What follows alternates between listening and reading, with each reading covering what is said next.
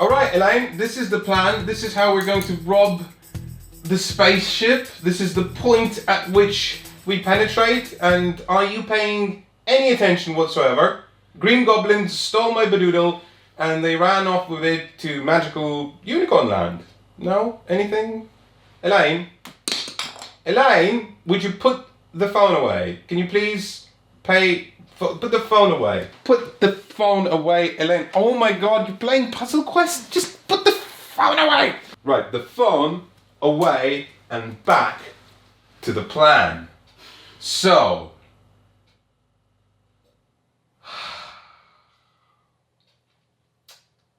maybe we just put our gear on.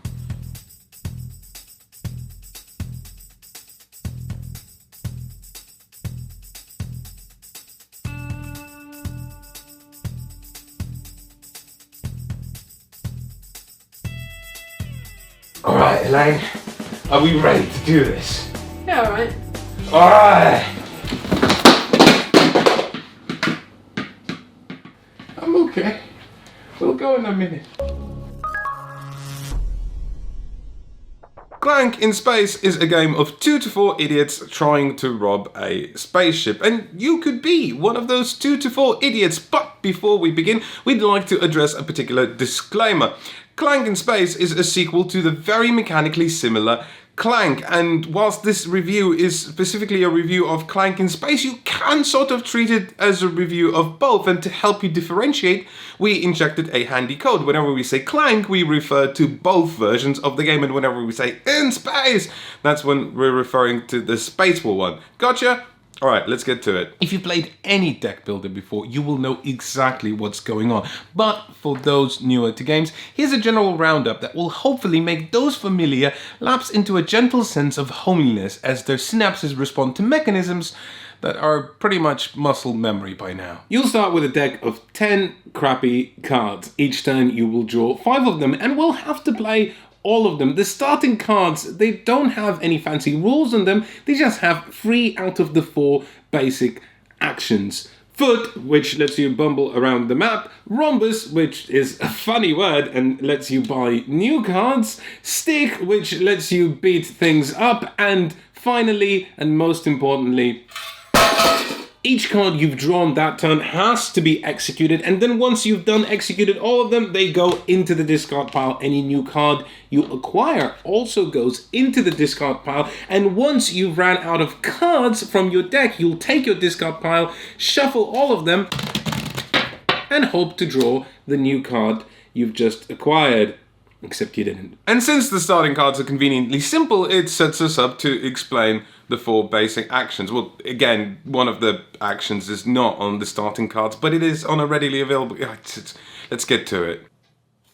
And let's start with the best one, because that's where Clank is different and funky. Typical deck builders are just cards, and you grow your deck like you grow a bamboo tree until you grow a spear to skewer your opponents with, or a big lump that twaddles like a panda. But Clank says, let's add an extra layer of fun. Let's add what board gamers like most. Maps!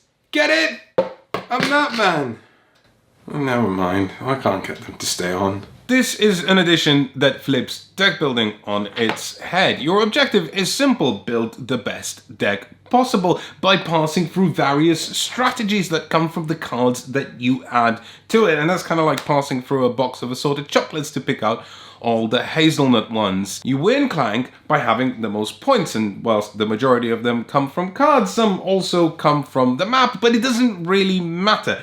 But the map makes you sometimes deceptively feel like, no, this is the important part of the game. Starting in the middle of nowhere end of the ship, your job is to sneak all the way across it to Lord Erraticus's private chambers, steal an artifact worth a kahuna of points, then sneak all the way back to middle end of nowhere, and then escape in one of the escape pods. Do all of that and you'll get an extra kahuna worth of points.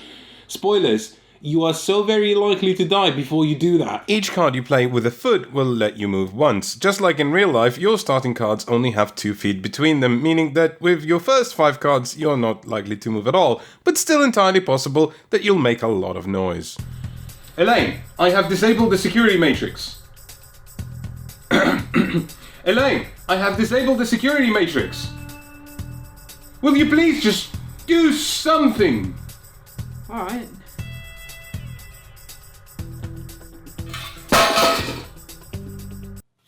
Welcome! This is a special place. It's a place reserved for the worst people. It's reserved for the people who clank. And if there ever was a game that made wooden cubes feel thematic, this game will be it. Because each time you clank, you will produce a wooden cube of your color right into this area. And then what happens next? Don't worry about it. There might be repercussions, but we'll get to that later. Your characters probably see themselves as the suave spatial 11. But you, my friend, you have the advantage of top-down view, and you know that they're probably just Wile E. Coyote in disguise. And that's the cool thing about the clank mechanism, because no matter how many times it happens, it never fails to produce a chuckle. The blue rhombus is called skill, and skill lets you buy new cards from a well of a massive deck full of cards with more powerful abilities that also somehow doubles as the world's largest library of corny sci-fi references. For some, this will be a godsend, immediately cementing Clank as the staple beer and pretzels Sunday game, with such examples as Hub of the Earth, Cranky Doctor, and iPod. For us, well, to illustrate how we feel about corny sci-fi references, here's a sketch with me representing me and the gentle melodies of Suede representing how we think the rest of the world feels about them.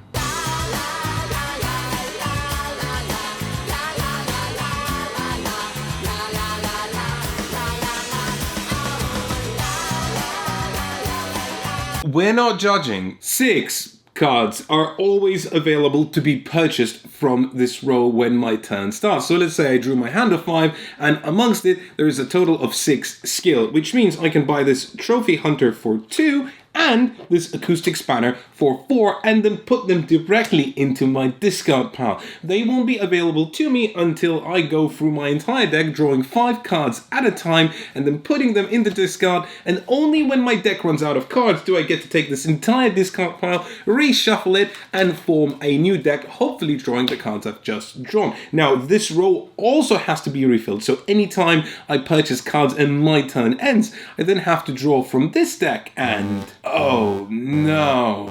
Oh no, you've drawn a boss card. What does that mean? Is that bad? Nah, it's nothing. It just means that the boss is aware of your presence on the ship and is coming personally to attack you. But this could be good, because if you haven't been making any noise, you might just get away scot-free and the other players might get punished. All of the clank cubes in the clank area that are there right now will be taken away and put into a container. And then, depending on what the boss level is, and this boss marker gently advances to become more and more dangerous as the game goes along, that's how many cubes you will draw from this container. If you draw a black cube, nothing happens. That means that the boss is just bimbling about and not really doing anything. But if you draw any in a player color, well, those directly convert into damage dealt to that player, which makes certain strategies a risky proposition. Let's look at the MonkeyBot 30,000. It's a MonkeyBot, it's cool, it draws you 3 cards, which is incredibly powerful, but it's a MonkeyBot, it makes noise. How much noise does it make? About 30,000.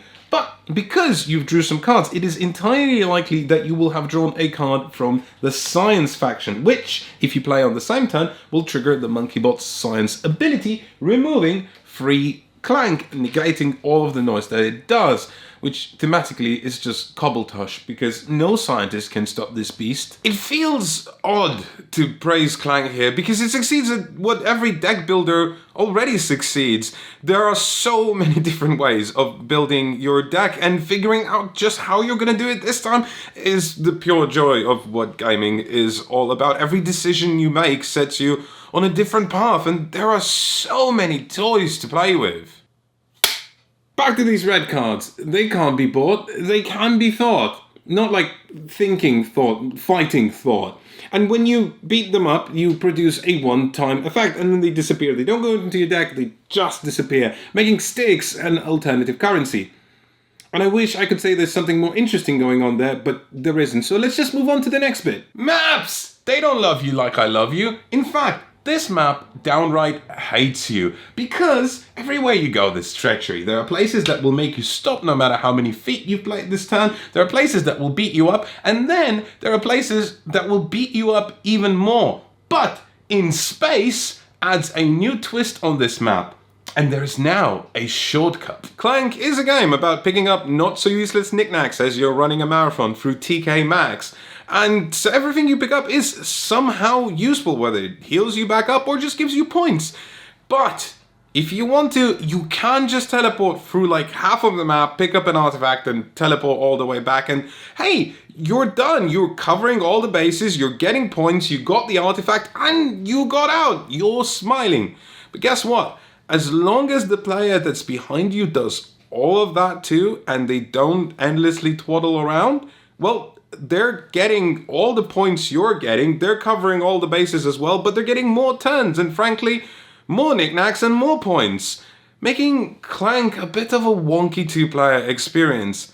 And frankly, the in-space version, not as good as the original. The big difference between Spaceless Clank and the I can't believe we're making the in space nobody can hear you joke version of Clank is modularity. The fun part of the game is definitely the map. It's carving your own path and figuring out which route you're going to take. Are you going to go for the high scoring artifact and going to go the long way? Or maybe you're going to go for the same high scoring artifact, but you're going to go the slightly quicker way that every so often stabs you gently with a kitchen knife. Or maybe you're going to do a quick grab and run and hopefully nobody else spots that you're doing that strategy, and then they won't have enough time to get back to the escape pods and score an extra 20 points.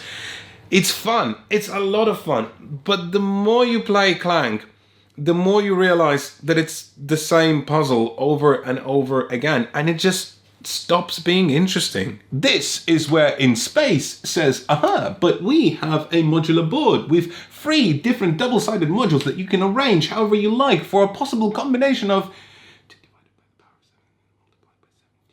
4 different maps, but no matter how many maps you build, each of them will always have this elevator that lets you jump all the way from here to here and then to there back again if you want to.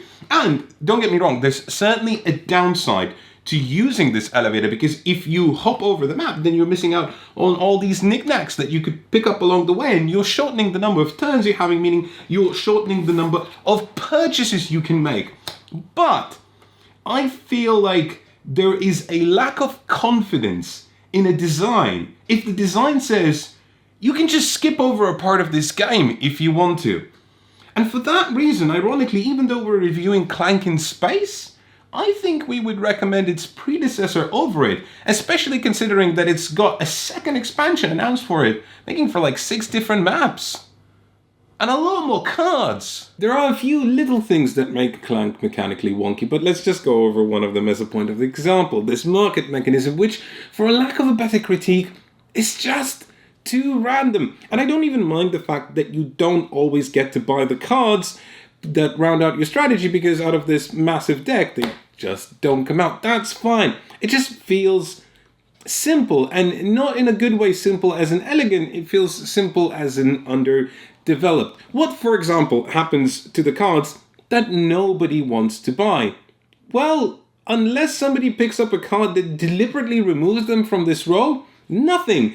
They just sit there from round to round, and more of them appear, and then going to the shop on your turn stops being exciting and becomes more like endless reruns of Herbie Fully Loaded, sprinkled occasionally with an odd episode of A Little House on the Prairie. In the end, Clank is fun. It just never feels very mechanically sound. And it's no surprise, because shortly after Clank came out, board game design legend Rainer Knizia gave us his own version of a map-based deck builder, which admittedly doesn't look as good, but immediately earned a Spiel des Jahres nomination. And if you're looking for something even more involved, why not check out our review of Great Western Trail, which is, after all, a deck builder, and it is about map movement.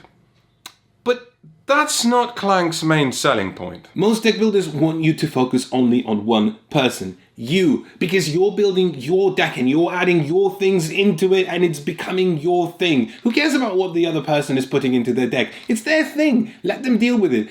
Clank makes you care about what your opponents are doing, but it's clever enough to understand that their deck is not the interesting part. It makes you care about where your opponents are going and how long they're taking to get places and what artifact they're stealing and how much clank they're making a turn. And it makes those things fun to observe because they're funny. Clank is a push your luck game, and push your luck games are games of human folly, a comedy of human tragedy, of greed winning over common sense and then common sense gently stabbing you in the back.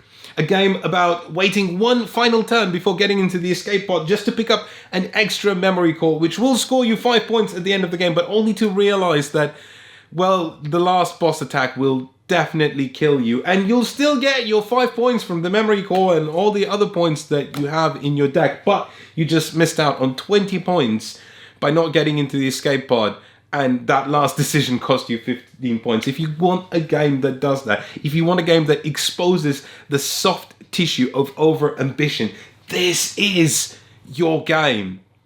But if you want a crunchy deck builder, then there are better games out there. If you enjoyed our coverage of Clank in Space, we ask you to consider subscribing to our channel. Not only will you be helping a small and independent reviewer out by helping them grow, but also you'll stay up to date on what's going on in the world of board games, because we recently launched a very successful news section, and you might want to check it out because other people have and they really like it. But the most important thing, if you do subscribe, you'll get me to stop talking. And if I stop talking, I get to go and change out of this t-shirt, which I've been wearing for days, because sometimes it takes us days to film these.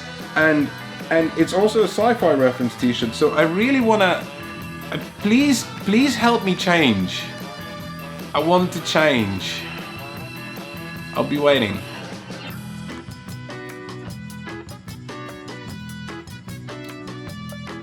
Any minute now.